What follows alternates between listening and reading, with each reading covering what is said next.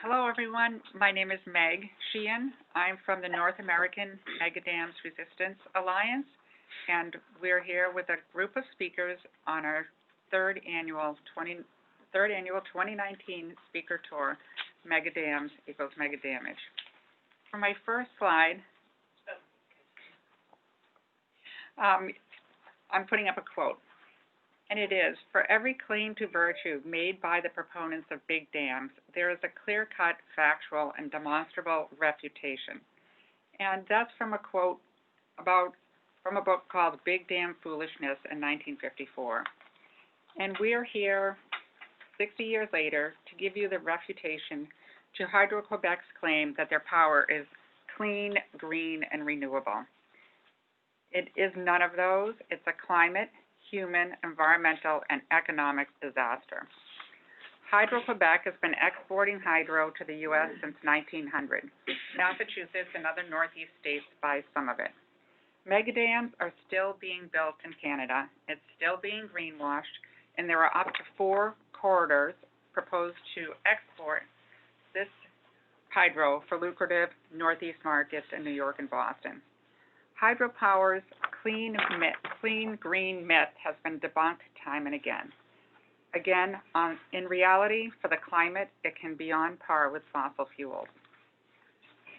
Our alliance is addressing this issue as it relates to megadams across Canada. Hydro-Quebec and its counterparts are building dams from British Columbia, where Site C is located, to Manitoba, where some of our speakers are from, and to Labrador, to Muskrat Falls, where other of our speakers are from. Hydropower development has impacted many of Canada's great rivers. Drainage basins are diverted, dammed, and diked. River flow is artificially regulated in response to power contracts, destroying habitats for fish and wildlife. Large dams like Hydro-Quebec's and Manitoba Hydro's cause methylmercury to enter the environment and bioaccumulate in the food chain. The 2016 Harvard study shows that Hydro-Quebec's new dams will cause unacceptable levels of methylmercury poisoning of Indigenous communities that rely on wild food for sustenance. This leads to food insecurity, which in turn leads to negative health effects. These hydro projects destroy the ability of Indigenous people to follow their traditional pursuits, such as hunting, trapping, fishing, and gathering food on these lands and waters.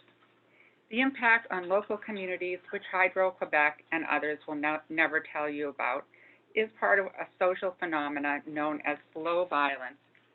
In other words, death by 1,000 cuts as you watch something that you love be destroyed. For hydro in Canada, this has been going on since the 1950s. Canadian hydropower operation and dam construction causes and perpetuates cultural genocide and disproportionately impacts the poor and frontline communities. Our consumption of megawatts from these megadams here in the U.S. makes us complicit in what's going on. To give you an idea of the scale, Hydro-Quebec has 60 hydropower facilities and 27 major reservoirs and dams the height of the Eiffel Tower. Its La Grande hydro facility that came online in 1972 drains 32,000 square miles of streams and wetlands in an area almost the size of Maine to fill a reservoir just over 1,200 square miles. This has been ongoing since 1972. To put it in scale here in Massachusetts, the Quabbin Reservoir is about 38 square miles. On the topic of cultural genocide, Chief Simon of the Pessamit First Nation in Quebec Province, writing in 2017 opposing the Northern Pass Transmission Corridor, describes how the Pessamit had vast traditional territory for hunting, trapping, and fishing, but were forced onto a small reservation on the north shore of the St. Lawrence River because of hydro development. This forced migration was an act of cultural genocide. Between 1956 and 1978, Hydro-Quebec installed 13 power stations and 11 reservoirs on Pessamit First Nation lands. Today, 29% of Hydro-Quebec's installed capacity in Quebec province has been acquired illegitimately to the detriment of the Pessamit. 3,170 square miles of reservoirs have flooded and devastated all the rivers that access Pessamit territory. Economically sustainable activities like hunting and fishing have been eliminated. 12 of Hydro-Quebec's projects were built without, 12 of their 13 projects were built without impact assessments, without consent, without compensation, and in violation of the Canadian Constitution and Pessamit's fundamental human rights. So 29% of the electricity that Hydro-Quebec sells now, whether to Boston or New York, still originates from Pessamit territory illegally taken and therefore is owned by the Pessamit. How is this all happening? In Canada, hydro development is in the purview of Crown or state-owned corporations, and they have a monopoly. Investment decisions are based on the political and economic goals of the province, not what's good for the climate, forests, rivers, or people. The private corporations profiting from the construction and operation and distribution of this power are the same multinational giants involved in massive infrastructure projects such as nuclear power, fossil fuels, the likes of SNC, Lavalin, etc. Canadian hydropower won't survive without exports to the U.S. According to Hydro-Quebec's CEO, without exports, our profits are in trouble. But we can do something about this, and we have in the past. On Earth Day in 1990, 60 Cree and Innu from northern Quebec paddled a hybrid canoe called an Odiac along the Hudson River to protest Hydro-Quebec's Phase 2 of the James Bay project, the plan to dam the Great Whale River. Governor Mario Cuomo listened and rejected Canadian hydro then. The dam was not built, although slowly Hydro-Quebec is inching its way back. And here they are 30 years later with the same song that this is clean, green, and renewable, trying to disguise its dirty energy and hoodwink those who may have forgotten the battle of the past and may have never had a chance to learn about the negative impacts of Canadian hydropower. So we're here today to ask for your support in keeping megadams out of clean energy programs and plans such as the Green New Deal, and to make sure they don't get any subsidies or any transmission corridors to sell their dirty hydro here. And really breaking news this week, we heard from one of our allies, the Hudson River Keeper in New York City, which, as I just mentioned, New York before in 1990 rejected Canadian hydro.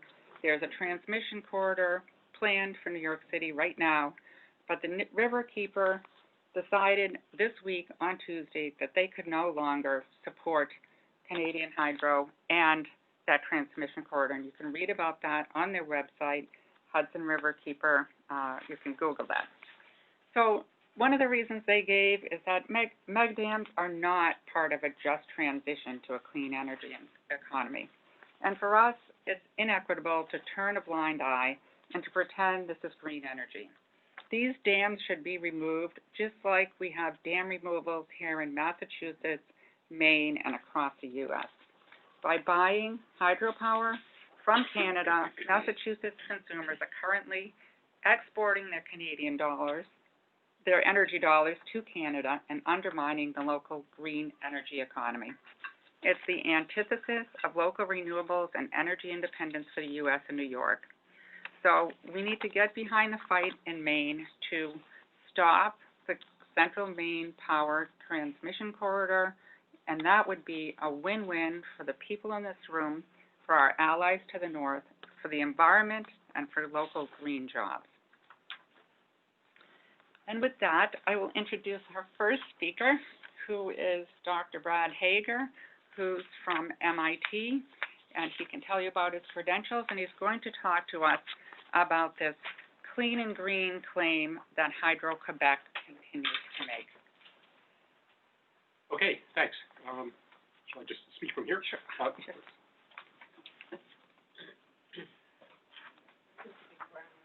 Well, the mic's here, so although I've got kind of a loud voice.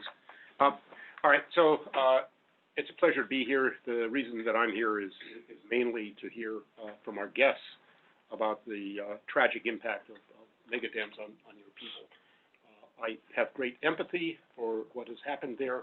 I have no authority myself to speak on that topic. But what I can talk about is the science involved in the carbon footprint of hydro reservoirs in general and Hydro-Quebec in particular, and so that's what I'll be talking about. But before I begin, I just wanted to give a short personal link to the land here. In the time between 1998 and 2005, every summer, my wife and daughters and I would spend a month on the land just to the northeast between the Stosny Lake and James Bay on the Rupert River system. And so there's a picture taken from one of our boats. And what I want to point out in this picture is, first of all, the land is very flat. Okay? If you try to orient yourself by the topography, you will get lost, and that happens. There's also a tent you can see in the picture, and that tent was, when we came upon it, we met the Blacksmith family, Samuel and Emily Blacksmith, who basically adopted us. We were hungry at that time. They gave us this giant loaf of fresh bread. My daughter's named Emily Blacksmith.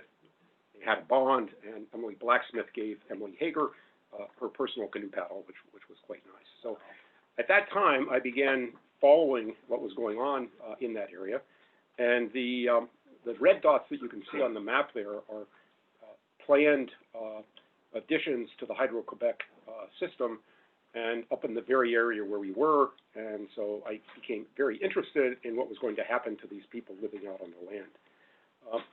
So moving on then, I teach at MIT. I teach a course in earth science, energy, and the environment, and part of what I teach is the benefits and the costs of hydroelectricity.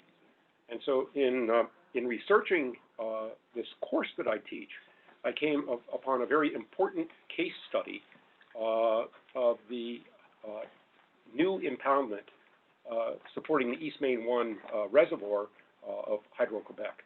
And so this study addressed the very area where we were going on our canoe trips and where our friends had been displaced by the impoundment of the water. So it really caught my attention. And in addition, this is one of the best documented cases of the greenhouse gas emissions from the reservoir. It's a very careful study and kind of state of the art. So I can go on a long time. The science, I just wanted to summarize your take-home science here, and I will come back and provide supporting information. So the first and the very important thing is that although we hear that on average, hydro is very clean, in fact, the climate impact of hydro facilities varies by a factor of 10,000, okay? So you can have no emissions, essentially, negative emissions, or you can have very large emissions. And there are three factors that control that. The most important one is the area of the forest that's flooded per kilowatt hour generated. So basically, building a new hydro dam is deforestation. We get very upset about deforestation in the Amazon. The same thing is happening to the north of us. So the variation here is that if you dam narrow, steep valleys above tree line, like they do in Switzerland, for example, your hydro is very clean. If you dam broad forested lowlands, like that I showed you in a picture a slide ago, that's very dirty. The second factor is that the age of the reservoir, when you fill the reservoir, flood the trees, you have a lot of emissions from the initial rapid decay and the disturbance of the ground there. So that, at that time, the footprint is about 5 times what it is for mature reservoirs. So building new power plants is especially bad. The third factor is the temperature, because that affects both the productivity of the forest, how much carbon you're flooding, and it also affects the methane production. And in this case, low temperature is better, high temperature is bad. The one thing about the facilities to the north is the temperature is low, and so the methane emission there is not large. The real problem is the carbon dioxide emission. And so the other thing is that in order to make decisions, like this decision as to whether Massachusetts is getting clean energy, we need to evaluate specific reservoirs. And so specifically, the power from new Hydro-Quebec reservoirs is much larger than the average amount of carbon dioxide for a hydro reservoir. And for example, if you calibrate it, the emissions are 15 to 60 times the carbon footprint of wind, 5 to 15 times the carbon footprint of solar, and between half and 2.5 times the carbon footprint of a modern natural gas combined cycle plant. So for Hydro-Quebec, again, CO2 is the problem, not methane, but the CO2 problem is severe. Okay, my background, I'm an avid outdoorsman, a concerned citizen. I'm a worried parent. What kind of planet are my children going to inhabit? I have dual citizenship. I live both in Massachusetts and in Maine. I'm a professor at MIT in the Department of Earth, Atmospheric, and Planetary Sciences. And I won't go through this, but I know what I'm talking about. In order to do the science, we need to have reliable sources of information. And the most reliable source of information are peer-reviewed literature. This is not infallible. The carbon footprint of reservoirs is a topic which has just been developed over the last decade, and it's rapidly moving, but still it's the best available. And I'm giving you some citations if you're interested in the next slides. There are also a number of white papers around out on the web. These are not reviewed typically, but at least you can assess the information that's there.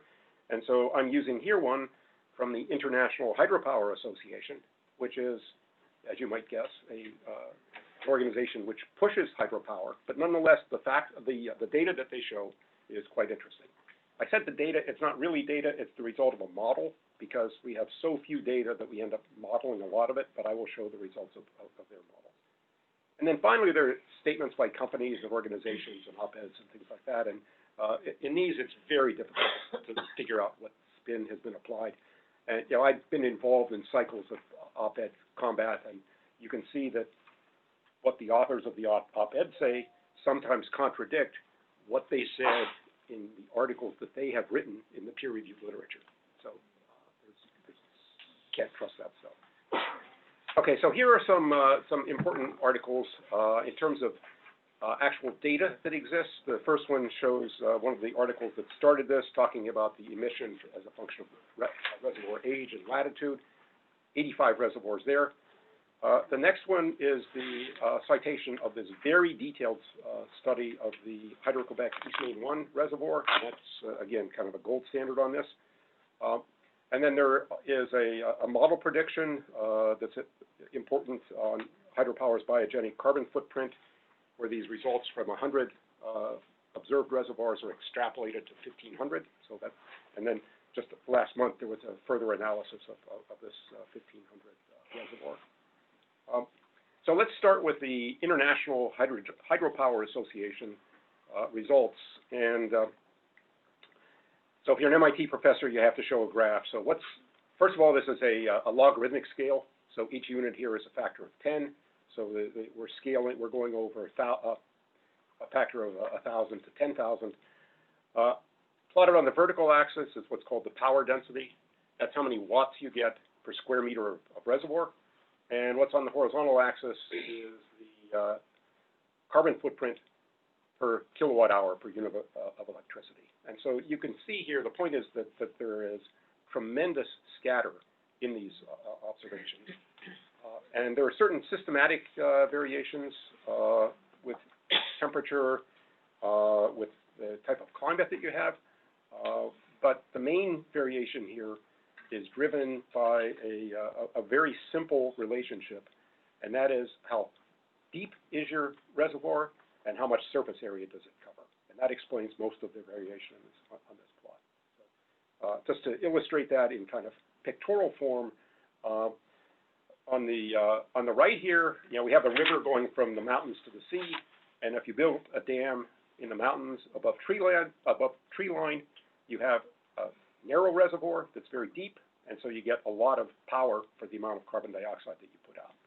Switzerland, Iceland are examples of places where this happens.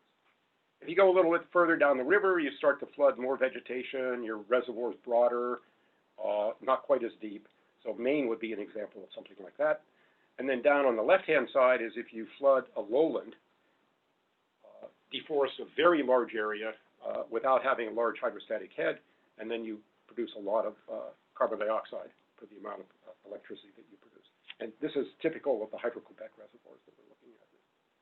So that's kind of the general picture here and why you can have such a large variation in how clean your hydro reservoir is. So here's a study put out by the Environmental Defense Fund. The International Green Hydropower is on the top right here for comparison. Again, it's a log scale. But what we really care about are the variations over kind of regions of carbon emissions that are comparable to what we emit by other power sources. So this is just a histogram of the reservoirs, number of reservoirs in each bin compared to the amount of carbon dioxide they produce per power. And so this is individual reservoirs. It's not weighted in any way. But you can see there, and on the top is a scale bar maybe. Wind is to the left, about 10. Solar is about 40. The global hydro production, if you weight it by the power plant, is way up there at 577. So it's somewhere in between natural gas combined cycle, and coal power plants. Now this is not Hydro-Quebec because this is, a lot of reservoirs in the tropics emit tremendous amounts of methane, but this just shows that the global average hydro is extremely dirty. And all the low emissions reservoirs are these tiny little reservoirs like they have in Switzerland and so forth. So Churchill Falls is put here. I know we have people who are going to speak about Churchill Falls. And Churchill Falls, the power emission is just about what you get from a natural gas combined cycle plant. So it's depending whether you think that's green or not green, that's what it is. And then this paper I talked about from the East Main, when the reservoir was built, the emissions were somewhere between natural gas and coal initially from this flooding of the landscape, deforestation. And now, over time, over 10 years, they've kind of gone down to something like half of what natural gas will be. But they're still 40, something like that, well, substantially dirtier than wind. This is a map view of the same thing. And the colors here represent the footprint. The orange ones are the kind of the range that the natural gas plants are in. The reds are where the coals are. And the wind and solar are the kind of the pale yellow. So this shows the global point of view, and I've also zoomed in here on North America, and you can see the Quebec Hydro here, all in this range of 100 to 1,000. Here in the Le Grand chain, for example, Churchill Falls over here. So they're comparable to natural gas combined cycle, and some of them are even as dirty as coal. I don't want to dwell on this, but this is the methane emissions, and basically you can see that there's no serious methane emissions from Quebec Hydro. So I'll be wrapping up here soon, but again, showing the results of this very nice study on the East Main Reservoir, showing the decrease over time of the carbon footprint compared to that of a natural gas combined cycle plant. So that's the rate of emissions. And then on the right side here, you see the cumulative emissions, and the estimate is that the crossover is at about 5 years, 10 years. So for the first 5 years, your hydro plant is dirtier than a natural gas plant, and then it's somewhat better than that, but not nearly as. When we're worrying about the climate going to tipping points and so forth, we need to weight these short-term variations perhaps more heavily. Okay, so again, the climate to take home, the science to take home is that there's tremendous variability related to the area of the forest, of the reservoir, the age of the reservoir, and we need to evaluate specific reservoirs in making decisions. And specifically, power from Hydro-Quebec reservoirs emits far more than the average amount of emissions, 15 to 60 times wind, 5 to 15 times solar, in the range of combined cycle natural gas. And so that's, I had expected an open venue, so I prepared for questions, but I think perhaps we should just move on. Yes, and we'll have time for questions at the end. Okay. Okay. So I will try to get your presentation on.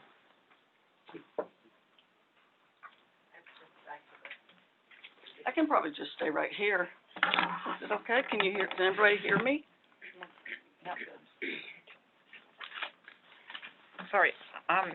So this is Meg. I'm acting as the moderator, and I'll introduce our next speaker, who is Roberta Benefiel. She's the Grand River Keeper, part of the Waterkeeper Alliance in Labrador.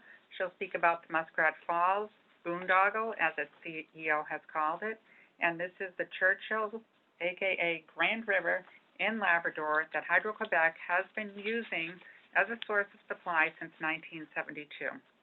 So, Roberta, we'll hear from you. Okay. So I hate to come behind such a good presentation on CO2, because I said, why is Canadian hydro not the answer to climate change? But there are many other reasons besides the CO2, and we also know, of course, that CO2 is, we just heard, CO2 is produced.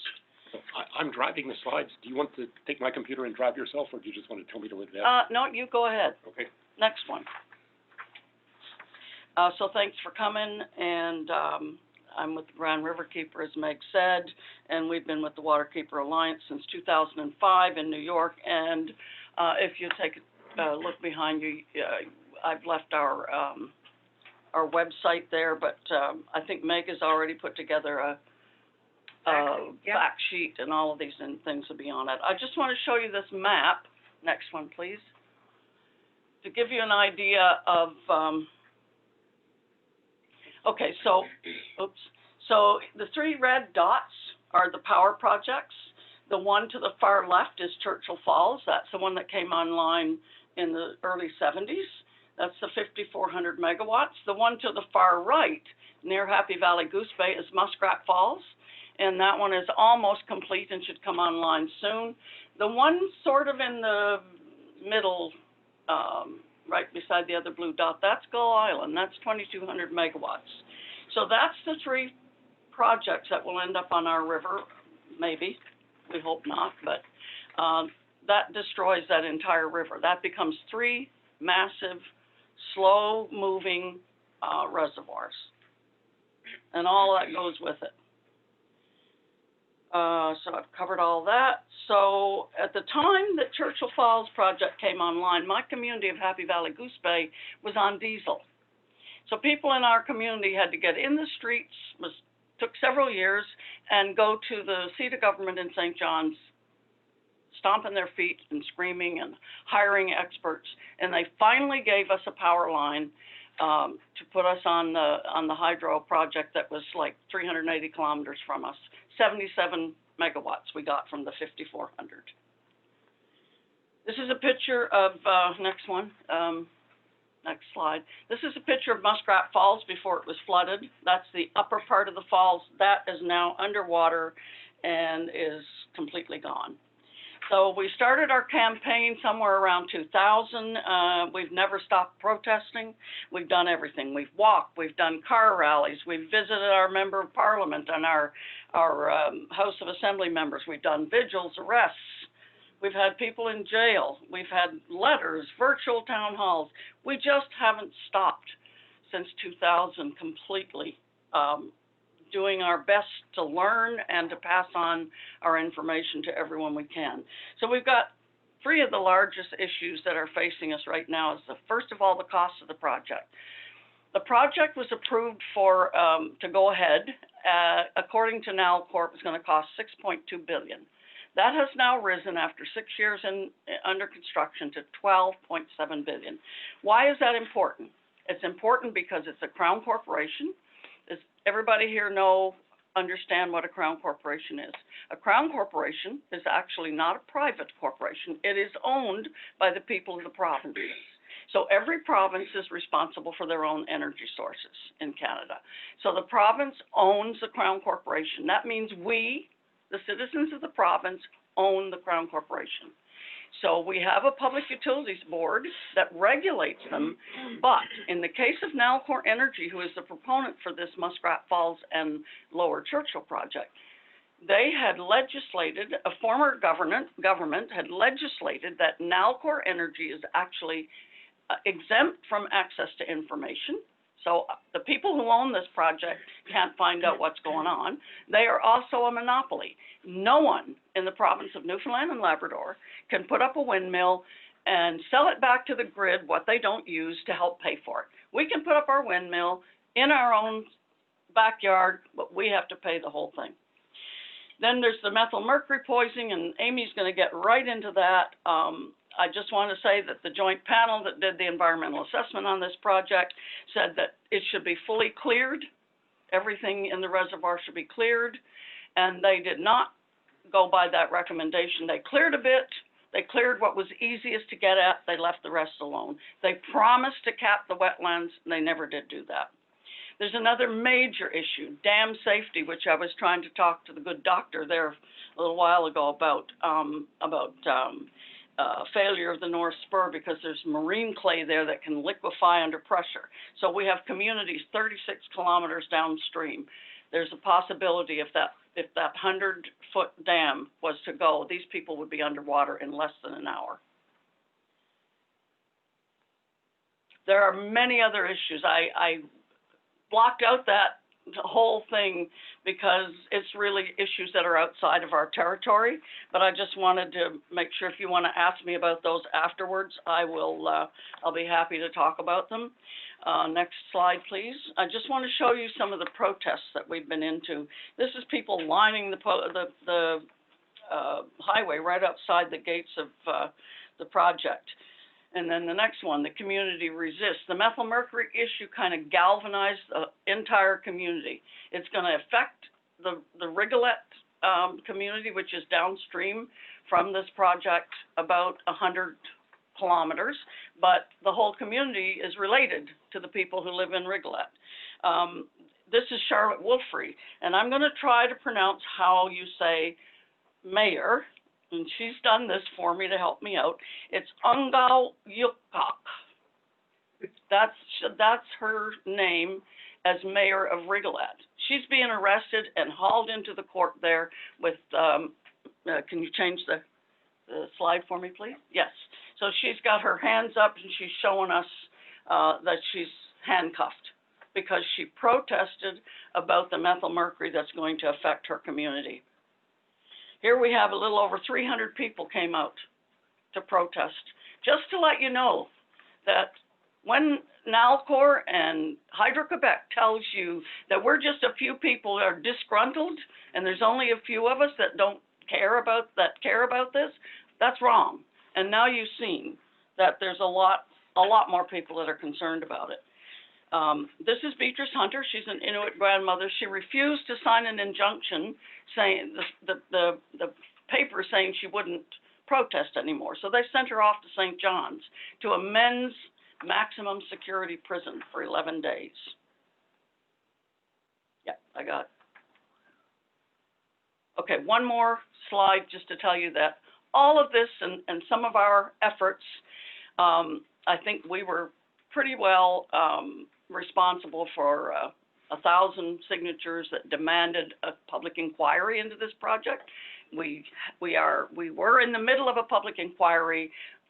Grand River Keeper and the Labrador Land Protectors, which Amy and I belong to, were interveners in the process, and that report will be out by the end of this year. One problem with that, the judge is unable, due to the mandate that he was given, to accuse anybody of any wrongdoing. So, just to let you know a little bit, if you head down to that picture of the, no, right here, this is Mud Lake. That's one of the communities downstream. They flooded in 2017 in the spring. Nalcor was operating the gates at the time and did not operate properly. And so people were on their roofs at 12 and 1 o'clock at night being hauled off by helicopters. And they're old people that live there. Just to let you know some of the issues. So thanks for listening. I'm Available I'm for good. questions? I'm available for any questions, and there's plenty. Thank you, Roberta. Plenty of other information. Our next speaker is Amy Norman from Labrador Land Protectors. Like Roberta, she lives in the community where the Muskrat Falls Mega Dam is located. Again, that is on the Grand River, also renamed the Churchill River in Labrador, and this is the river where Hydro-Quebec has been getting power since the 1970s to ship to New England, to ship to Boston and New York. It has built a second dam, Muskrat Falls, and has a third dam planned. And Amy will tell us about why she's involved and let us know about her story. Yes, thank you. My name is Amy Norman. I'm a Inuk woman born and raised in Happy Valley Goose Bay, Labrador. I really got involved with the resistance to the Muskrat Falls project because of the methylmercury contamination issue. So mercury contamination is an issue with all of these large dams. Basically, there's naturally occurring mercury in all vegetation, and when it's submerged in water, it methylizes and turns into this deadly neurotoxin called methylmercury.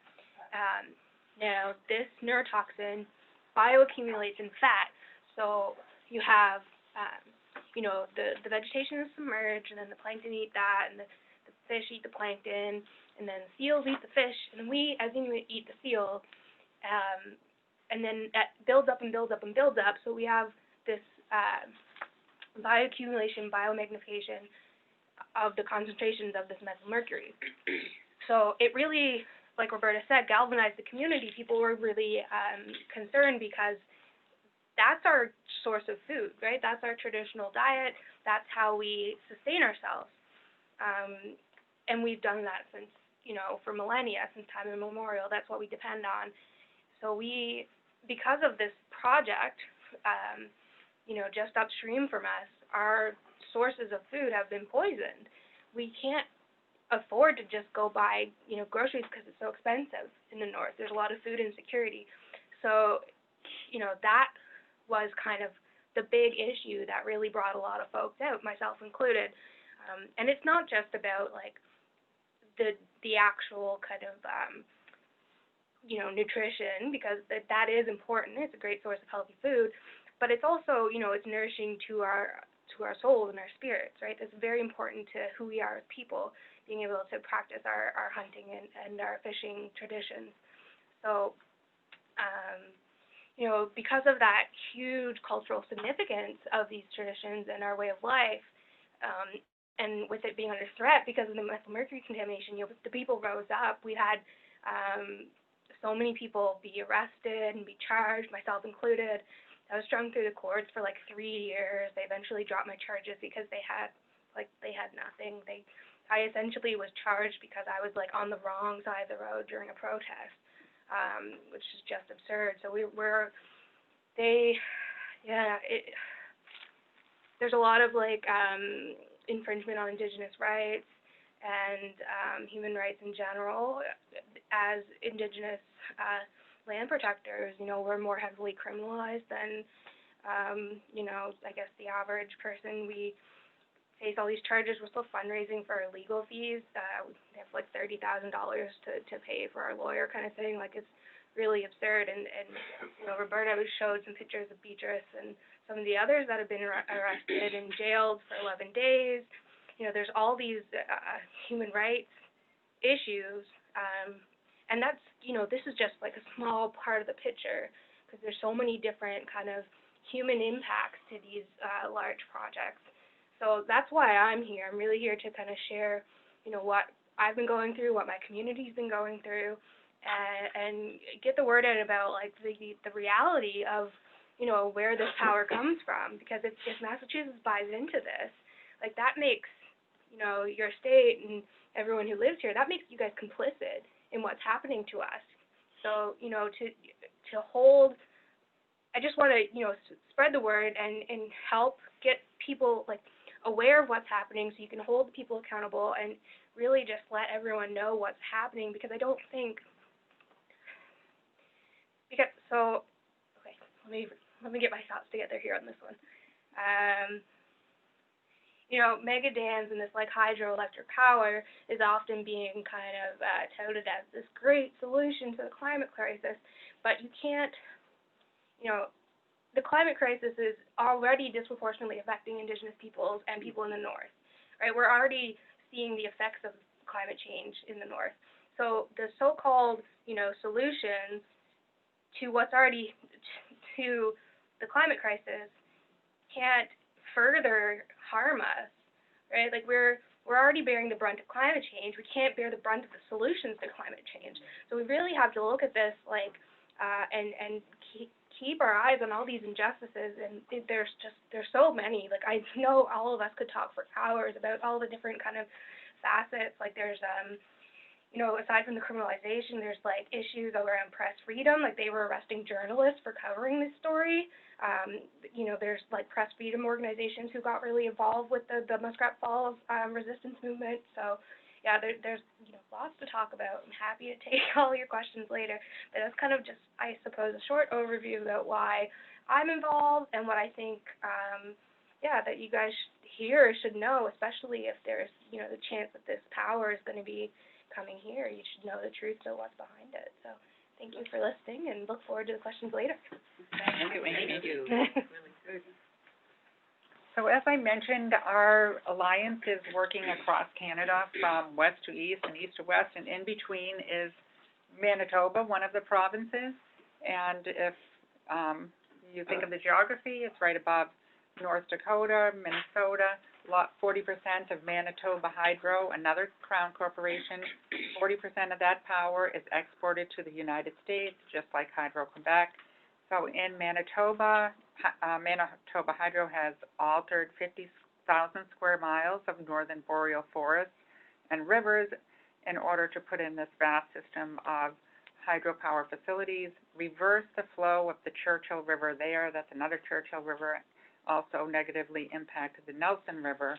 And our speakers will tell you about their experience watching their land and waters be destroyed. And as I mentioned earlier about the cultural genocide part of this, Indigenous people who depended for millennia on the river's natural flows to conduct their traditional pursuits such as hunting, fishing, and trapping can no longer do that because the streams don't flow like they used to. The ice doesn't form when it should. In part, that's also related to climate change. And so there are many hazards and dangers, and that makes it impossible to try and pursue these pursuits as they have in the past. So our first speaker is Rita Manaya, and she is a community speaker with the Waniscatan Alliance of Hydro-Impacted Communities at the University of Manitoba. Hey, I come from a community in northern Manitoba, Kimichikama. And our environment has been devastated in such a way that it's pretty hard for us to handle what's going on right now. And Trying to get all of your slides up. okay. Anyway, I've been on this since 1997, resisting environmental damage and the production of electricity to be sold to the United States, where there can be solutions that could come up, and the states can come up with different types of energy production rather than destroying the river and the land system in northern Manitoba. So go to the second one. At the bottom there, that is where the corridor goes into Minneapolis. That's beside the green part there is all of Manitoba, and you'll see spots of hydro developments and dams all over in northern and southern Manitoba. Okay. This was around 1962, where our water was not, there were no hydro well, there was in Kelsey, but this is what it looked like before our environment was destructed. And now, day, this is how it looks like. The water goes down in the summertime and it goes up in the wintertime. For store of energy to be produced for southern, like in the United States. Okay, next one. You can see at the shoreline of this area here, it's slimy, and that the slime, when it dries up, it stinks up the whole community, along all of the community. Next slide. And this is one of an island that eroded away. One of the many islands that are eroded away. The last of the tree of one island is that one there. And then people hit that submerged debris under while they're practicing their traditional pursuits, like fishing, hunting, trapping, gathering, and so forth. And then the next slide. This is an image of erosion. Water goes up when water waves or water flow hits the shoreline, then it affects the soil, and then the trees fall into the system, and those are submerged trees. They will go into being submerged. And then when our people hunt, while our people hunt out there, these things always sometimes come up like this all the time. All of a sudden, and then our people will hit, and then some drown. Some drown in the system, in the water system, caused by deadheads, we call them, the submerged debris at times comes up like this, and without warning. And this is how our community looks like in the summertime, when the water is kept upstream, like in the reservoir, for the reservoir to store electricity, and our water goes down in our community. And like I said, the way it looks, all of that muck there or slime or whatever dries up, and it really stinks up the area. Next. This is what happens to our food, our traditional food. Our fish are being destroyed. They're getting, some of them are contaminated. They have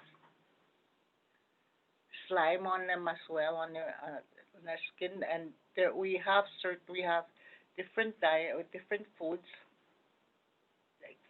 like fish, muskrat, beaver, moose meat, and all that, and they're all affected by this environmental damage on it. Some of the animals, like the moose, some of them even drown in the system there. Well, that's what our traditional pursuits people say. And then when they see a moose way over there and there's debris in front of them that they cannot get to that's a loss of income and a loss of food.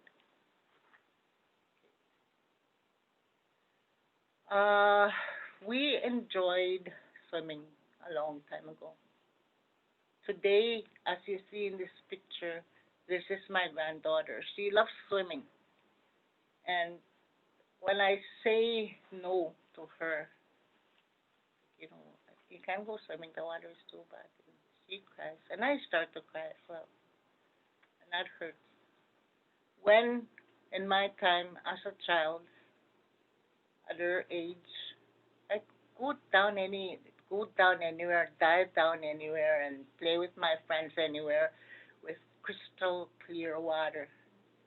Even with playing tag, I'd see my friend way over there coming or going, because I didn't want to meet the tiger. So we'd see fish swimming by, the sun shining through to the bedrock. You could see the bedrock.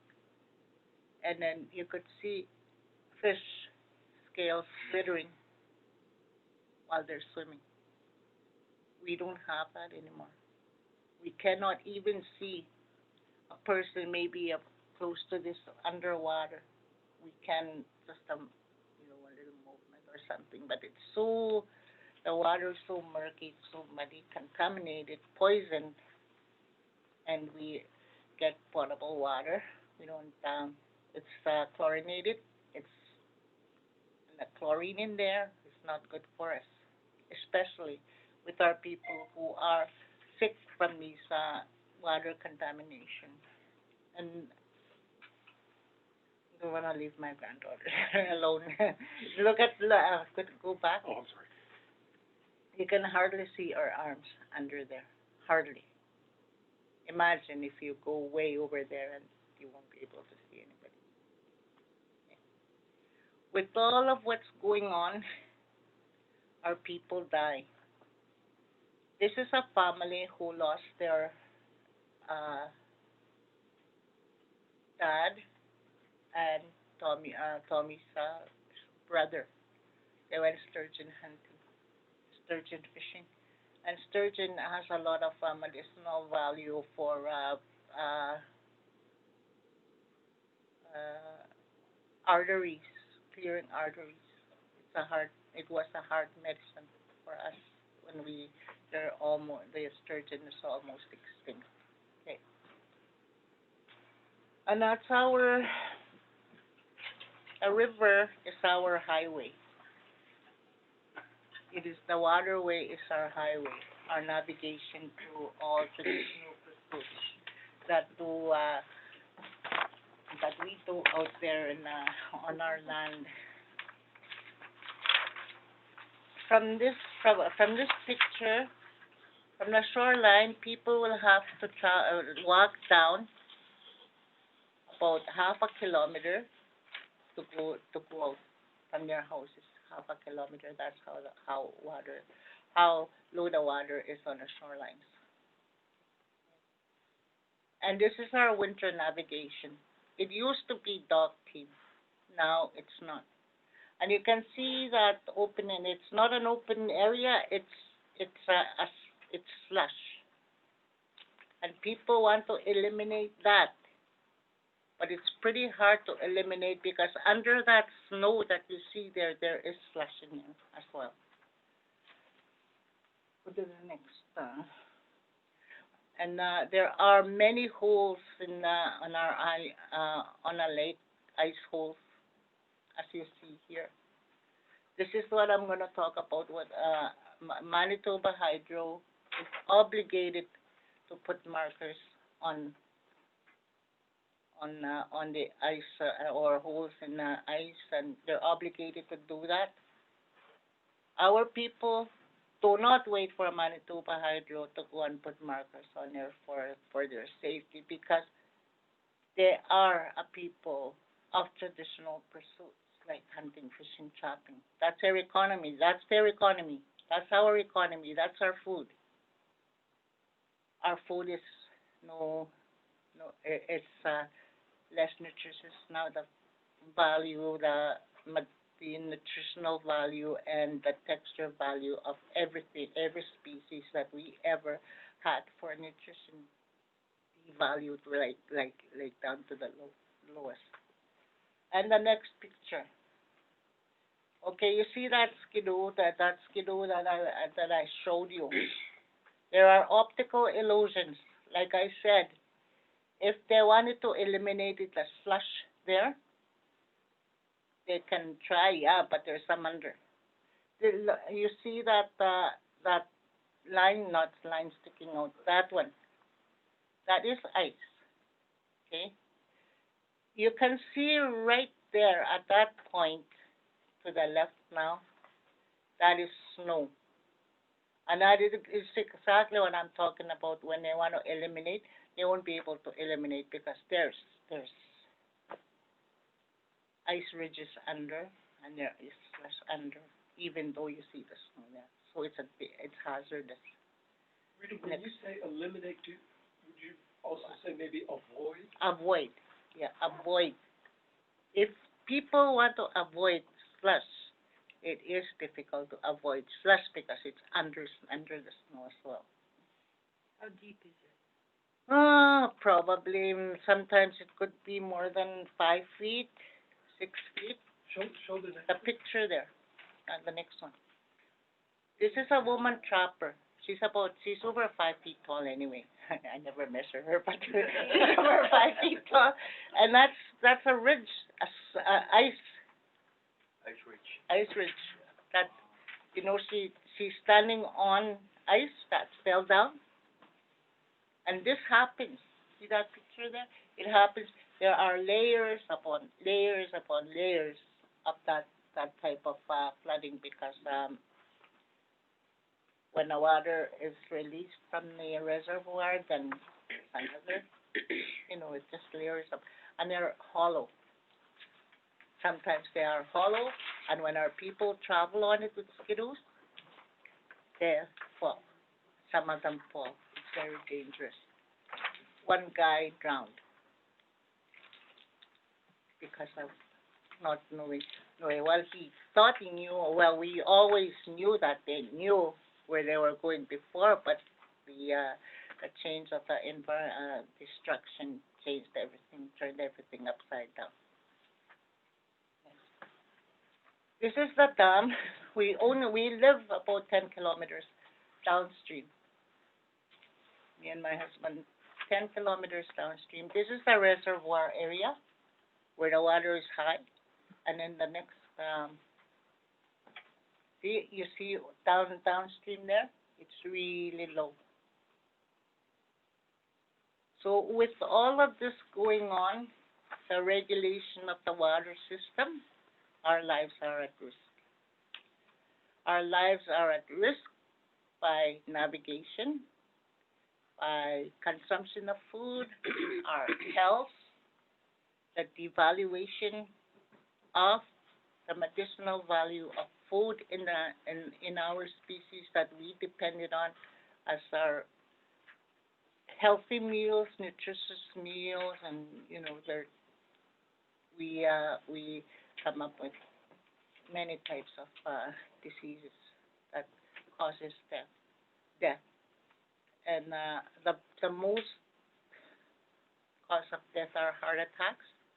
Our sturgeon is almost extinct. We have diabetes because we have a sudden change of diet with the diet that we're not used to. We had a sudden change of diet. And there's a lot of amputation. There's a lot of loss of eyesight. Practically, one person got amputated with almost her legs, her arms. And it's really sad. And this is our way, the orange one. Our way of resistance, our way of telling Manitoba Hydro, or any corporation for that matter, we will not stand by. We will have to do something. And this is in 2014, fall of 2014, winter of 2014, that we went to that dam there, saying this is our home and you no longer. It's the use of the land and the water is not free. Pay up. Okay, like we've been suffering a lot. And the other thing that we do as we speak, as I speak when I talk to our people complaining about high electricity bills, because we do pay a lot. In the summertime it's 200 to 400. Okay, in the winter time it's about 800 to about 2,000 1 month. In some cases, we pay the price. We lose our traditional pursuits. We lose our food. We lose our economy. And people have to know about, buying electricity. It is not clean. It is not green. It destroys a lot of the environment, and it destroys a lot of people, which is cultural genocide. And that's why I always say, in the end, earth, life, water, protectors.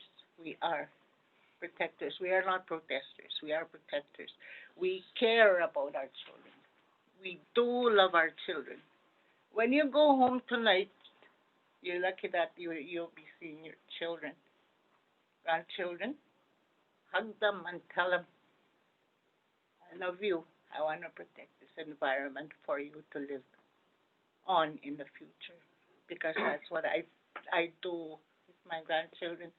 I don't have to say it in words. I just, so we do care about other people. We do care about future generations, and will continue to do what we do for their benefit. Thank you, Len. Thank you.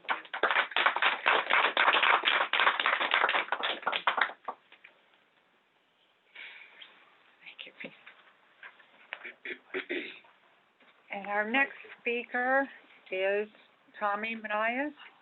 He is a Natural Resource Officer in Pemmichitmack, a self-determined Cree Nation in Manitoba, and he'll tell us about his story.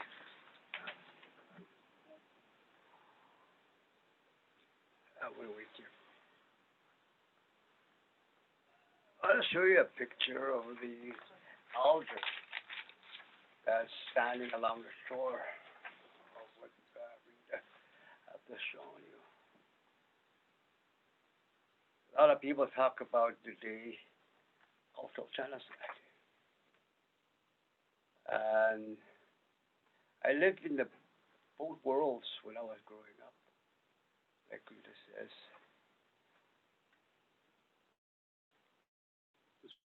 I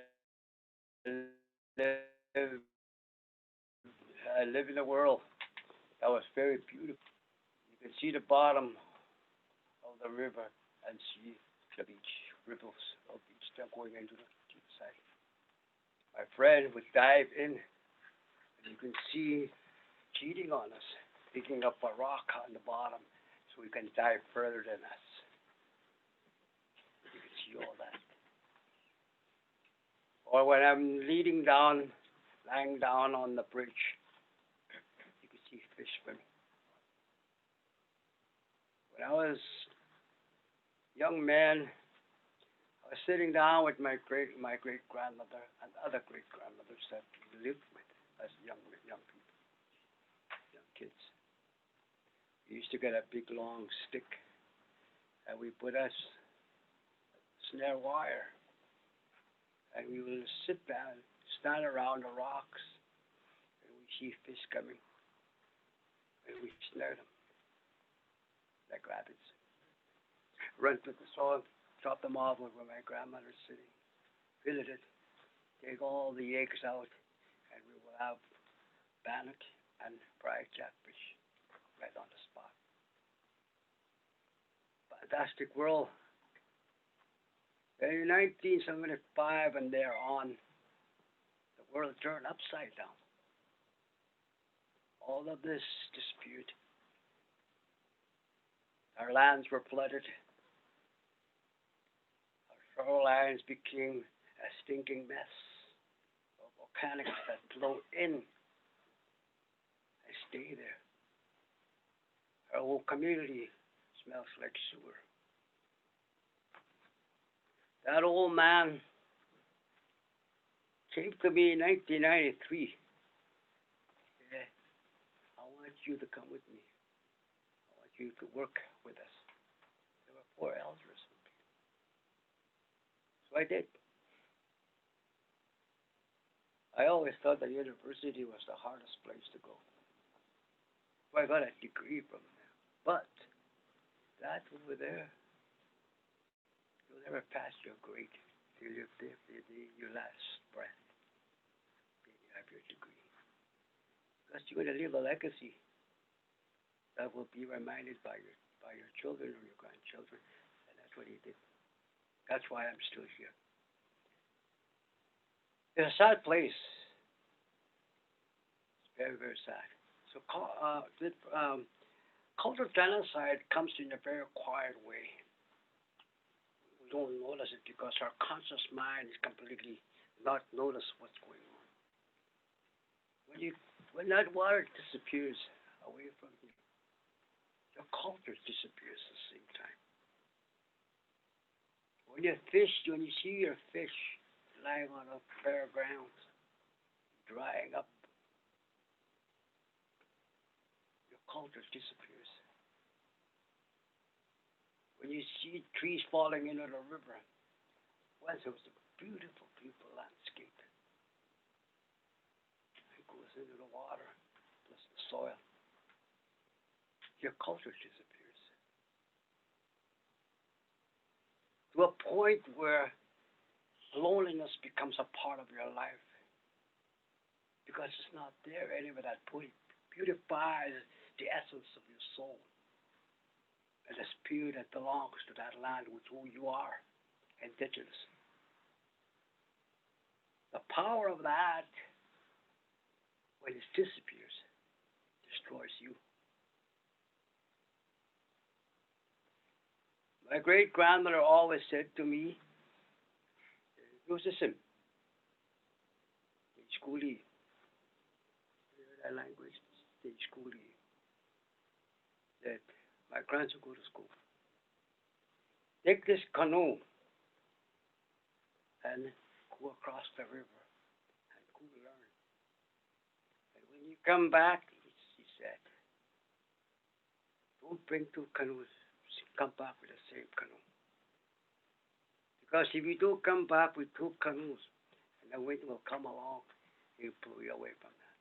Because you cannot control two canoes at one time. Bring back the canoe back to people. That's the message that all of us need to understand. Because if we don't, cultural genocide occurs.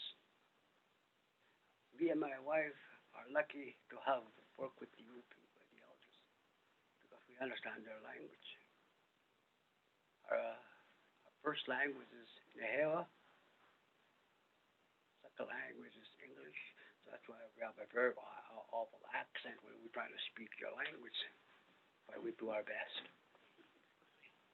I'm not a very good English person, but I can talk to you down when I'm coming back with the Cree language, which is your version of my language definition.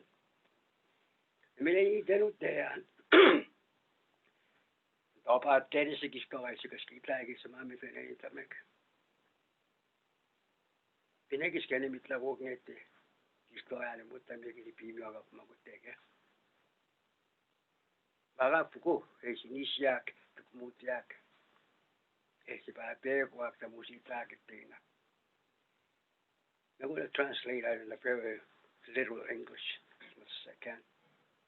We all have to walk together. Have the same issues that will plague us in the next generation, or the next decade, or the next century.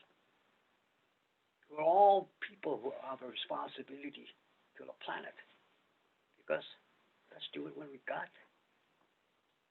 But there's one thing I always said, that your country was built on my country. It became a very powerful nation in my country.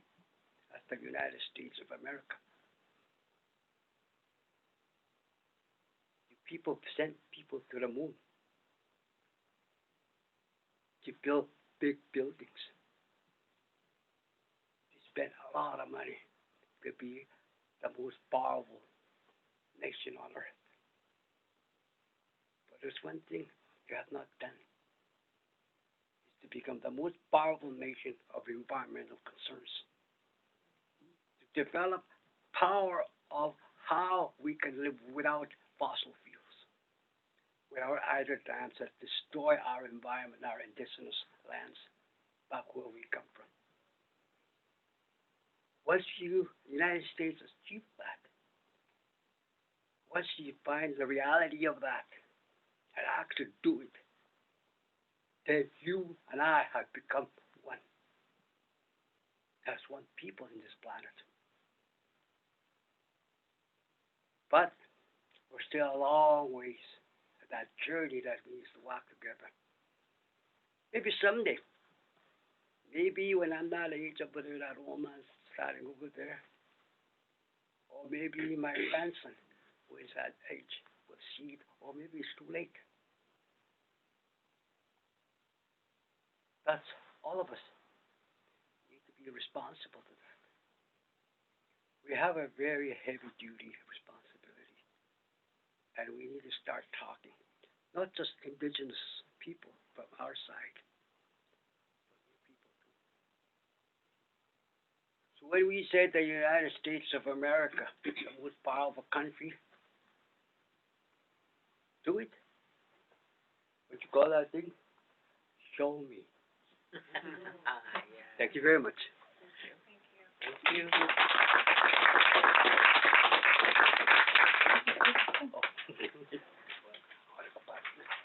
Got a friend over there. His name is John Gonzalez. He was one of the standing rock defenders.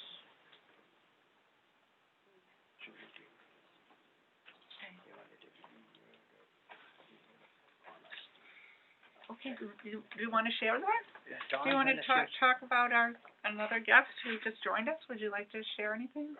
Sure, thank you.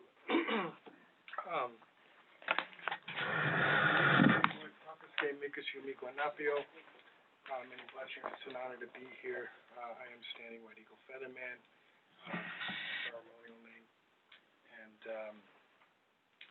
I've been all across Turtle Island, United States and Canada. My journey started at Standing Rock, where I spent 3 months, and until the closing camps. And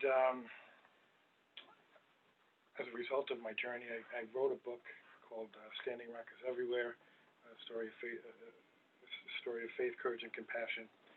And the title of the book, I guess, says it all. I've been to, after Standing Rock, I've also went to Sequemic territory in BC, where the Tiny House Warriors are opposing the Trans Mountain Kinder Morgan pipeline. I've been working with those who are in opposition to Line 3 and the tail end of the Dakota Access Pipeline down here in Louisiana, and of course in Pamichikamak territory.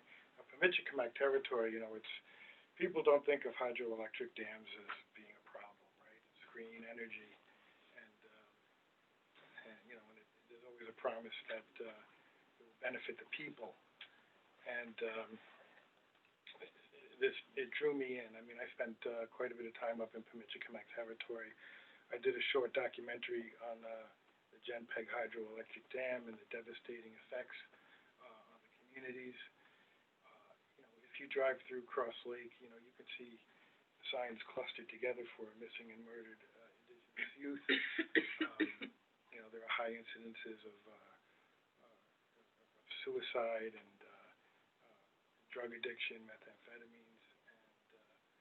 It's a terrible thing. The water is murky. During the Northern Flood Agreement, one of the people held up a pencil and they said that, should the waters go above or below the height of a pencil, that the people would be compensated. Well, of course, that hasn't happened. And the waters are murky.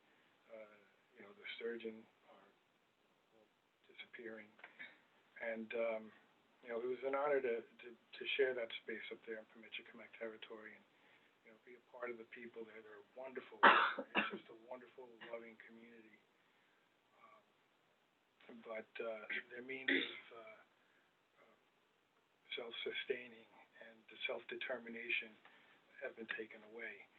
Somebody once said that a nation is sovereign only in so much as it can feed its own people. Well, Genpeg took all of that away.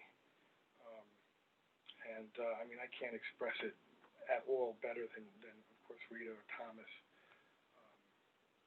I'm so glad that you guys were able to come down here. I've been working, I live in Rhode Island right now, and, we're fighting power plants that are trying to intrude on our territory. It's Narragansett territory where I'm from. So I'm also working with Pokanoket Nation and Mashpee Wampanoags. I'll be at the National Day of Mourning. I think you guys will be there too. Maybe others. What is that? the National Day of Mourning, it's up in Plymouth Rock, where we have a gathering. I'm not sure how many they've had. I think it's like maybe the 50th annual National Day of Mourning. And we correct the record. You know, we talk about the genocide. You know, we talk about the fact that the Pilgrims back in 1620, when they came to this new world, you know, they plundered our graves and our storehouses of corn and grain that we had. When they got to the beaches of Plymouth, you know, it was a wasteland full of dead men's bones because a plague had come down from Maine, where that was brought over by the seagoing colonizers, and it wiped out a stretch of area 15 miles wide, you know, from Maine all the way down to Narragansett territory. You know, it was the beginning of a great genocide, even though our people, you know, welcomed the Pilgrims. You know, it led to the King Philip's War, you know, which is one of the greatest, you know, most devastating, you know, wars in the history of the United States. I think it's the greatest, you know, genocide that occurred at a given moment. And yeah, colonialism is thick where I'm from. It's the New England area. You know, so, you know, you'll find like in areas like Pacific, you know, we were able to preserve the language, you know, which is a wonderful thing. Narragansetts and Wampanoags are struggling to bring back the language. Another big thing another big struggle in Pemigewasset territory and other areas are people who are survivors of the residential schools. You know, if you don't know about the residential schools, it'd be a good thing for you to Google them and you know, learn about, you know, people who were forced to be assimilated. Their children's hair was cut. There were punishments if you spoke their language. There was a lot of sexual abuse. I think the statistics were half of the children that went into residential schools never came out. They were buried in mass graves. I did a short documentary on St. Joseph's boarding school in Pemigewasset. I think that was, it was Cross Lake. And the children, you know, it was so horrible the time they spent in the school that they tried to get out. They set a fire, and it led to the death of like 11 children. One teacher, something like that. But the stories go on and on, not just in Canada, but in the United States about boarding schools, because that was a great means of assimilation. You know, kill the Indian, save the man. We were considered less than animals. You know, the doctrine of discovery and manifest destiny, and you know, all these things were designed to exterminate us. And even till this day, you know, there are class action lawsuits going on in Canada right now for sterilization of our Indigenous women.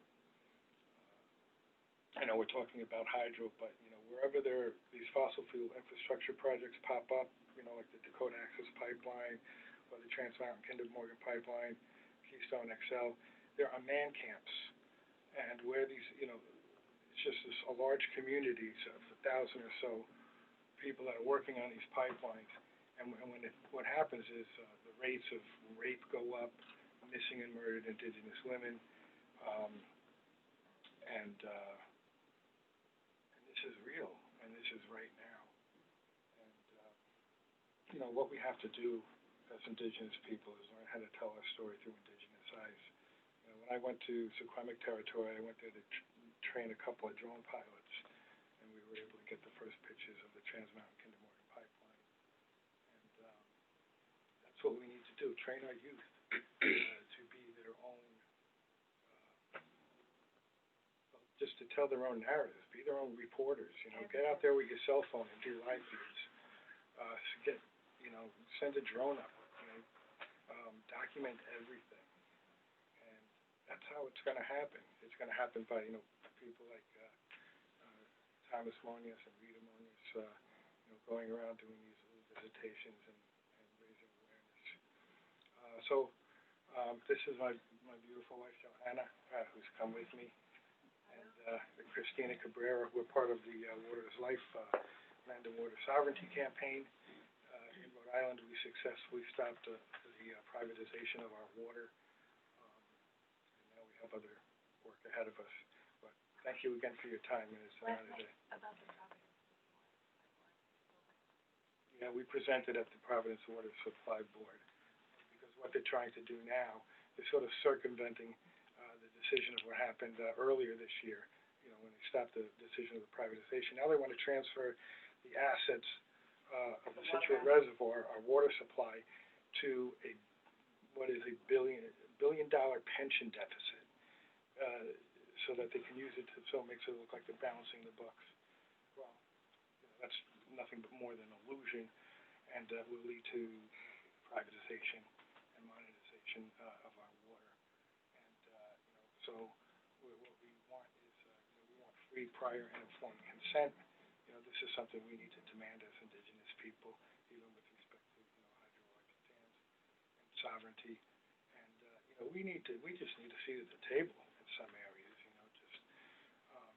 It's not enough to come. I've been to so many meetings where all white boards come together and decide what's in the best interest of people of color. And this happens at the state level, federal level, local level. I see it time and time again. The Energy Facility Siting Board, the Coastal.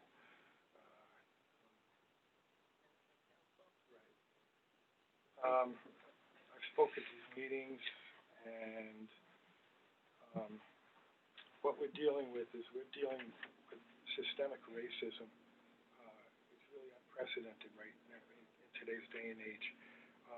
We're dealing with systemic racism at the level of environmentalist groups, faith-based organizations, and academia. We need to change this. We need to change the model. We need to take cues as environmentalists, right? We need to take our cues from those most heavily impacted communities, right? Our Black, brown, and Indigenous families, those families that are most heavily impacted in the cities. So I want to thank the Sierra Club, because your chapter in Rhode Island has worked with them, and Aaron, last name Regenberg or something like that. Aaron Jenig, right. We've collaborated a lot, and they've helped organize within the community to address some of these things. I don't want to take up too much of your time, but thank you again for letting me speak. It's unexpected, but an honor to share space with you guys. Thank you. You can look at my book. All proceeds benefit the Michigan Cree Nation youth. Ooh, wow. Thank you very much. Just wanted to add something about the National Day of Mourning. It's Thursday, November 28th at 12 noon at Plymouth Rock, and coinciding when the rest of the country is celebrating Thanksgiving.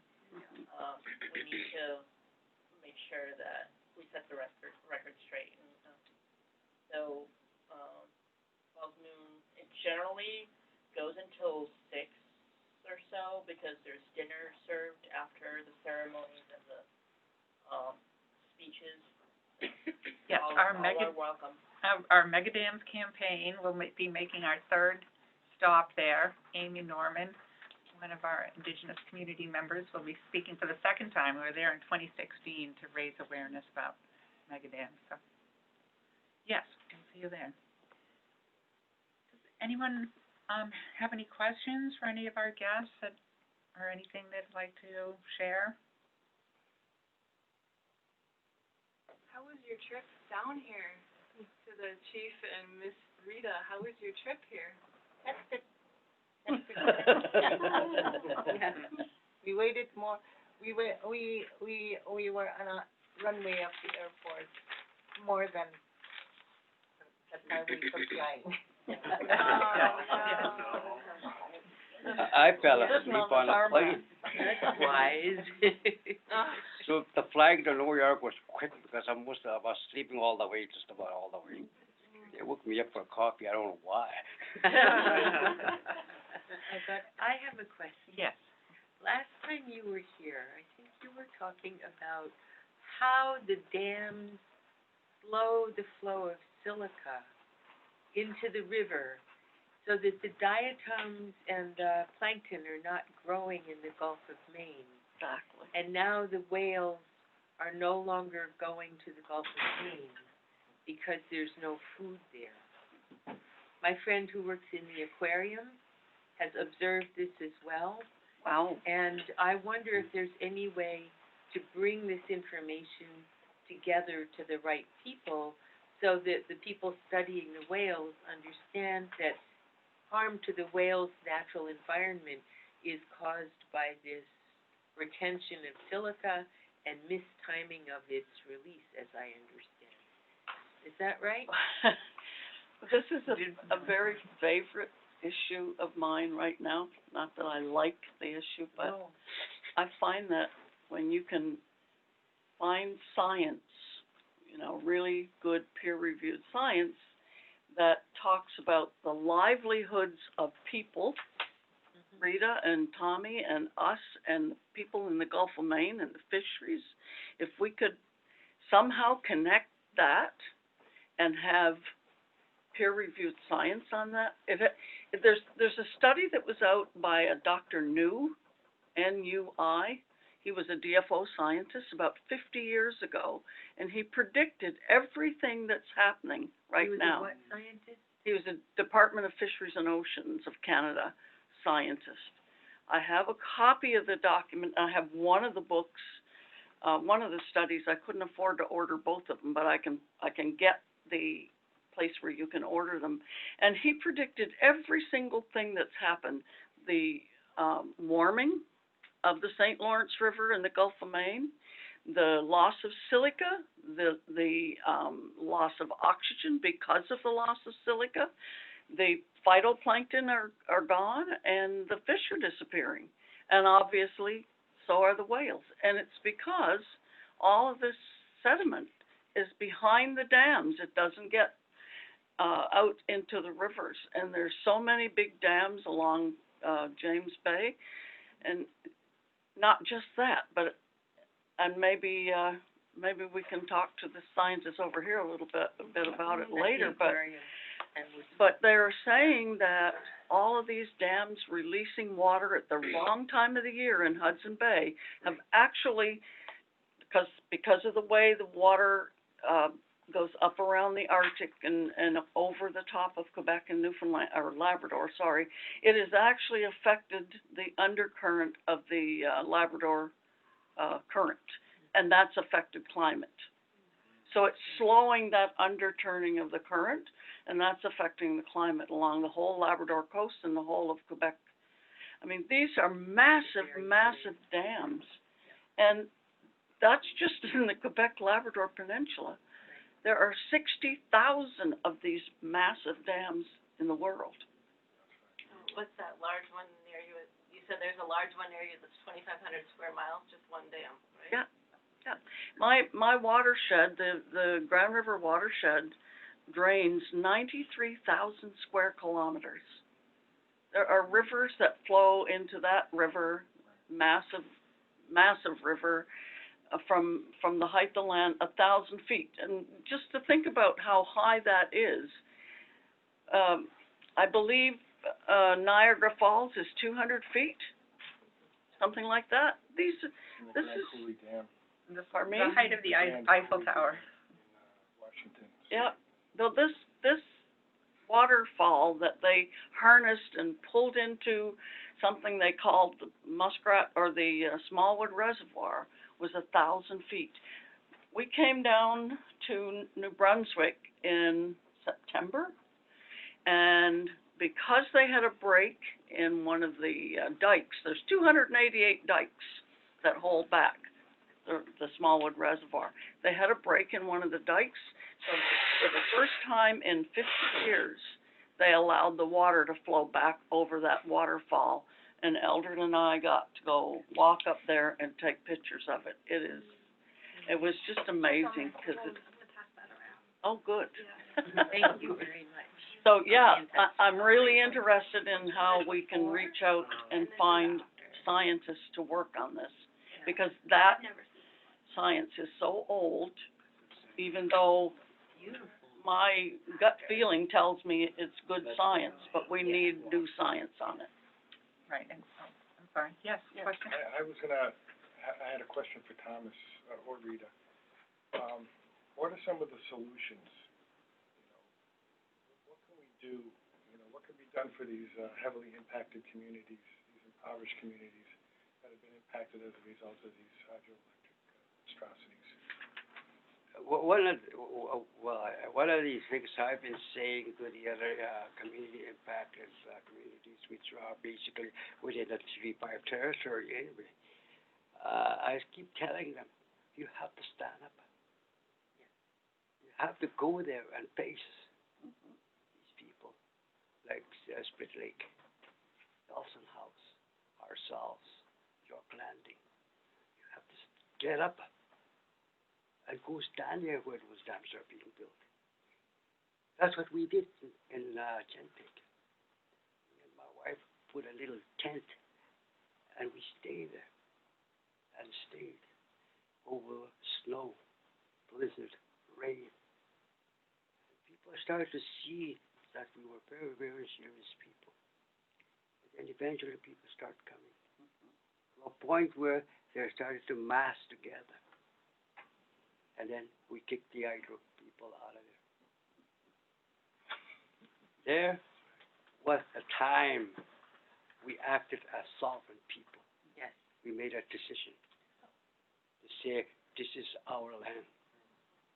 Now, not just us, but we need the other communities to do the same. That's why we call that Muskrat organization to do. If one of the communities stand up to Manitoba Hydro, we all within that community in 3-5 territories all will stand up together. But it's not happening, John.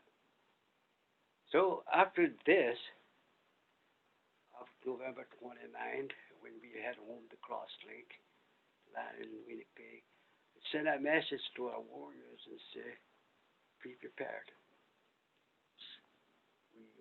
Manitoba Hydro owes us for the low water of 1980 of $200 million, which is not net paid yet. Now, to move back to this, we have not paid hydro bills till they pay us too. So that's acting as a sort of a sovereign decision. So we're not paying you till you pay us too. Kind of answer back to them. Guess what? They can't even disconnect us. What type of restitution would be acceptable? Money-wise, there is no number that we could say that. But a restitution we were looking at is, let's fix the environment. Let's fix the waters. We're not saying they're going to disappear. The dams, they're there. But let's fix the reservoirs that are being flooded. Let's fix the erosion by putting rock-bound shorelines. That's employment. That's working. That's going back to the land to fix what we've lost by the expense of Manitoba Hydro, who ruined it. For example, if you buy your insurance policy for your people, then you want driving down the road and all of a sudden something happens. Who pays for it? You don't go back because you paid for it. So we paid the price already by like for example, Rita says we pay $200 to $400 a month. Or in the winter we pay $1,200 to $2,000 a month. That's the price we pay already. So you think it's time for them to say, okay, you pay the price. But you, in Winnipeg, it's about $100 a month. Here, United States, in Minneapolis, St. Paul, it pay around about $75 a month. The biggest price he lost, the loss of income that has been there for about 40 to 50 years. Loss of income, loss of food, loss of nutrition, loss of health, loss of, culture, loss of, everything that has to do with our life, whether it's physically, spiritually, mentally, emotionally. And the greatest gift that we know about us Indigenous people is spiritual connection to the land that has been disconnected by Manitoba Hydro, but I'm not gonna let them disconnect me from any service, electrical service. I'll disconnect them first. Do you have a good lawyer or some smart young person going to law school? Question? I feel like I'm probably gonna ask a similar question that you just asked, but more specific. So if people consent to it, would like to post some of what I've been recording on Sierra Club's Facebook and my personal Facebook. And I believe that a lot of what happens when people are scrolling through their news feeds is they see all of this shit, they get overwhelmed, they don't see specific solutions, their bodies shut down and they keep scrolling. So my question is, and if the answer is not that there's nothing right now that people can do, then I will accept that and I'll make the post around that truth. But my question is, are there specific tasks, actions, activities, things that people can do that I can post about for those who don't have the physical or financial ability to come physically stand with you for a variety of reasons? Like, for example, sometimes we post and we say, sign this petition, or email this thing to your member of Congress, or embed this fact into the following conversation. And so even just that latter piece, I feel like a lot of people don't say enough of. So my question is, are there specific things that can go along with promotion and posts about this topic, about the mega dams? I can answer specifically for our campaign. So we just came from New York City, and part of our strategy here in the U.S. is to cut off the markets for this hydro that's coming here, because hopefully there won't be any new dams, and there are new dams being proposed across Canada. So there's a grassroots campaign in Maine to stop the Maine corridor, so people could go to that website. It's Stop NECEC, I believe. They have a petition drive going on. We can show support there. We are also working to oppose the corridor in New York. The Hudson Riverkeeper just reversed their support for that. And spreading the word around these Green New Deals. There's a lot going on with Green New Deals, and there is just no discussion of hydro, and we need to get out the message that hydro is on par with the tar sands, and not to belittle those campaigns or anything, but this is the same scale of massive, irreversible destruction. And Senator Mary Jane McCullen in Canada has asked for an investigation into the frontline impacts of all this industrial scale extraction in Canada, mining, tar sands, and hydro.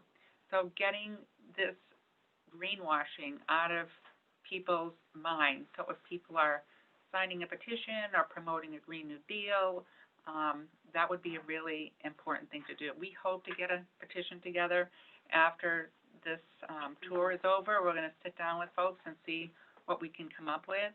There's also a lot of work going on at Watershed, which is at the University of Manitoba, supporting their efforts. You can donate to our Mega Dams campaign on our Facebook page or on our website. And we hope to continue to, bring frontline voices back here so that, we'll be at the governor's office next week. We'll be continuing to go to meetings in Maine and reaching out. So just following us on Facebook. The other solution, I think, is, many people here in Boston, people here, is to write letters to Standard and Poor. That should definitely be a campaign to undermine the financing for these dams. So this way, people that are actually to credit rating on those big hydro dams, Right. like Manitoba, going to find out what's actually happening back the back door of our indigenous lands. They need to know that because they don't. Email who, did you say, or someone? I'm planning to, once I get home, probably be talking to our people, decide if we're gonna go and set up a meeting with, since I know where it is now. Right, we're at the Sierra Club in New York City this week, and their office is right on Wall Street, across from the stock exchange. Oh, We really I was wanted to standing go. outside. We had to haul him in, he was I was standing outside. What?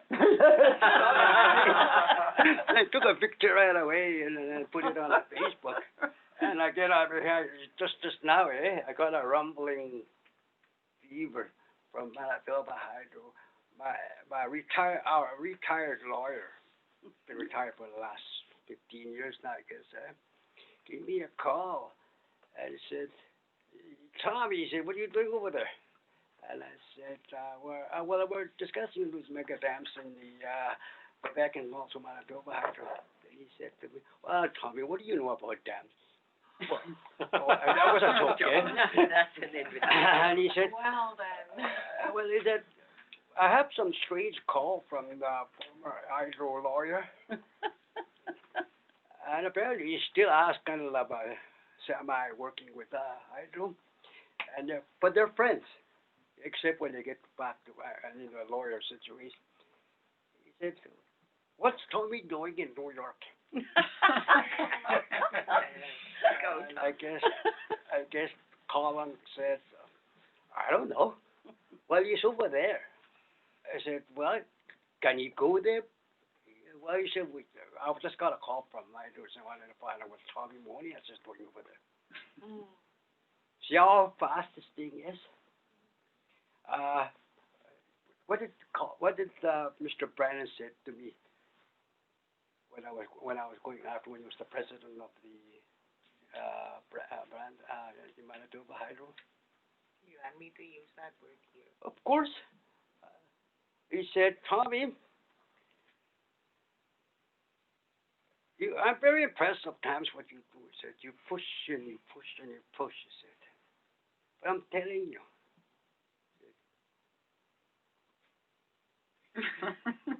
No, folks. And I said to Colin, that's what he said to me. He said, Tom, he said, don't worry, it's a good compliment. Well, I think it was. That Means they're worried. Yes.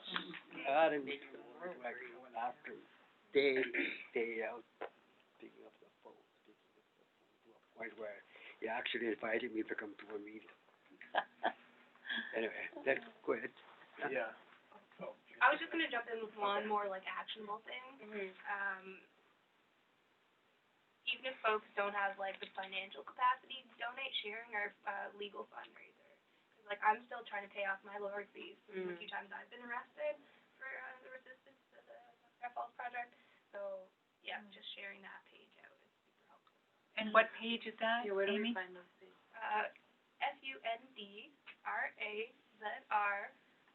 fundr.com/Labrador Land Protectors. Great. Oh, well, we're doing the same thing, but we're just developing our... We're gonna be developing. .com. When you say, my answer to your question would be that, there has to be networking with any group, but the networking, I know that children are not allowed to go on Facebook, but then, there can be networking going into the school. Youth, children, future generations, for their protection of land and water protection and their future. And, Yes, yesterday at our event in New York City, the Indigenous Environmental Network was represented there, and they were calling for the restoration and removal of dams. And in fact, tomorrow, our next stop on our tour is to be in Kingston, Massachusetts, on the Jones River, the biggest river flowing into Cape Cod Bay, where the governor's office will be represented celebrating the removal of a 400-year-old dam. So this is a very small dam compared to these huge hydro complexes, and we'll be there asking the Baker administration why they are promoting industrial-scale hydropower dam construction and the use of this hydropower to meet our clean and green renewable energy standards here in Massachusetts, when in fact it's dirty energy, and they are spending all this money and getting all this PR for removing these small dams in Plymouth and Kingston. So join us there, 11 o'clock, Jones River Trading Company, and at the Jones River Watershed Association. Kind of going off of that, I think it's crazy that Baker administration is doing all this work here, removing the dams, and then they're, perpetuating the environmental and social injustices up in Canada, because it's like, it's like a smoke screen. They put a smoke screen so that they're like, nothing's going on there. Smoky. So, Distraction. yeah, it's like, it's ridiculous. But with doing letters to the editor or that sort of thing, Yes. PR, Yes, that's something we're absolutely. thinking about. Yes, absolutely. Getting out the word. I know Deb wrote a great article in Commonwealth Journal about how the Clean Energy Connect, so-called, Maine is not an answer for Massachusetts. So, yeah, that's a great. Absolutely not an answer for Massachusetts. There's, human rights aside, like, it's a bad choice. It's just, it's all about big business. That's all that's happening. And then, And if we developed our offshore wind, we'd have 19 times the load of the Commonwealth, so. Well, there was also in the 83C, there was plenty of projects that were local wind and solar Right. that didn't get chosen. And that, that procurement. I would like to ask Dr. Hager if there's possibility that he could share that presentation with us. Oh, sure, yeah. You can put yours on my computer since I put yours on mine on your computer. Yeah, so if you give me your. Oh, great. Super. One more question? Yeah. So you're talking about the sturgeon and the fish. The dams, they've been put where the reproductive spawning grounds are, blocking them so the fish can't migrate to spawn and that sort of thing. Has that been an issue too? They have this silly idea Yeah. of there's a shed. They put sturgeon, Menusa, whatever you call it. They're very small. Yeah. And then at some point in the summer, they transport them into a lake, not a rapid, for them to go swimming. They can't even swim away the fish. The little fish that are left on there eat them out already. So they can't go into their natural habitat. You forgot Manitoba Hydro, a simple explanation. They're actually raising these little sturgeons, right? And then they come and dump them on the river, and they got seagulls flying around here and all that stuff, and there's probably bigger fish. Okay, I don't know how many survived. They said, I asked that question, and they said, well, they'll find their way out somewhere where they said, do they have navigation instruments? And he said, no. I said, how do you know that they're going to find their way where they're supposed to be? Well, I said, well, we just know. And I said, okay, do they have a cell phone? They can call us where they are. The lawyer looked at me and said, cell phones? I said, well, you seem to know where they're going. Did they call you? That was the end of conversation. To answer your question, maybe that sounds like, their method of mitigating the harm, but there are many ways in which dams, especially huge mega dams and all these diversions, harm fish and fish passage. They prevent, anadromous fish from going upstream and migrating downstream. And then they disturb the habitats, certain types of fish, the trout, they need particular, types of stream beds to spawn and et cetera. So disrupting the whole ecosystem. And, Roberta has lots of stories about some of the things that the hydro companies claim about, salmon migration and so forth. So, and that's the reason why all these big dams are being removed here, is to restore the herring, for example, in Kingston, and other fish and shad. In my territory, they're gonna recreate all of the habitat that they've destroyed. And they were supposed to, we had a private meeting with Nalcor and the Department of Fisheries and Oceans, who told us specifically, and this is crazy, I gotta tell everybody, but I put a small recorder in my bra. And I recorded every word, and they told us that, DFO told us that they would estimate the cost of what it would take to recreate this fish habitat if Nalcor failed to do so. And that Nalcor would have to put up a letter of credit to cover that cost. And they promised, right? 5 years later, we are still trying to find it until we got to the hearings. At the hearings, the public inquiry hearings, we finally got someone to say there never was a letter of credit. So if Nalcor is they're already twice over what they expected the cost to be. Yeah. So we know that they're not gonna recreate. I am so, well, let me put, I'm very disappointed for you over what they said to you. Because we got the same message from Manitoba Hydro to restore our, we do everything that needs to be done. To this day, in the last 45 years, they haven't done anything at all. But the one thing I was going to say is the most funny part of this, okay? Rita was talking about markers, okay? Remember that one? He said, the trapping season's going to begin pretty soon. So Manitoba Hydro does have a responsibility to put markers, safe trails, they call them. Okay, so they're gonna put safe trails. So, but on this side, it's all slush. But they'll just follow this way. So I asked this question, okay, that's very nice, Hydro. What if this guy, or this trap racer, decided to wanna go that way? What happens? Well, he's not supposed to do that.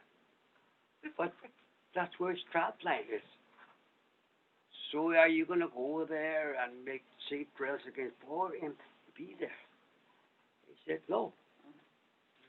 So then why is safe trails is very important for you guys to come and do that when you can't even go to his trap line because it's all slush and open water, even though it's in the winter? So if they're double budget, what does it take to bankrupt them? Oh. We think they're already bankrupt. Cool. They won't lay down. We think that right now there's an inquiry into how to mitigate the rates. And Liberty, I can't remember their second part of their name. They're from down here somewhere in the States. And they are recommending all kinds of different things to try to save the province. But a lot of people are saying that the only way the province is going to be saved is if the rest of Canada, because Canada actually guaranteed 9.2 billion of this 12.7 billion. So the rest of Canada could end up, if the province is looking like it's going to fail, Canada won't let that happen. Well, we hope they won't let that happen, but It's the federal government it's bailout. the federal government Really bailout. Yeah. So all Canadians get to pay for this. Or vote against it somehow. It's like, No. Care what they do. And the provincial government is also claiming they're gonna double If off. it fails, well, it's Canada. Yeah, right, right. Okay, so maybe we can wrap up our, event here, and thanks everyone who's watching, hopefully on Facebook Live. And like us on Facebook, follow us on Twitter at Resist Megadams, reach out to our allies, and we look forward to continuing the discussion and hope to see you on the tour at one of our other stops. Thanks. Thank you all. Thank you. Thank you for coming.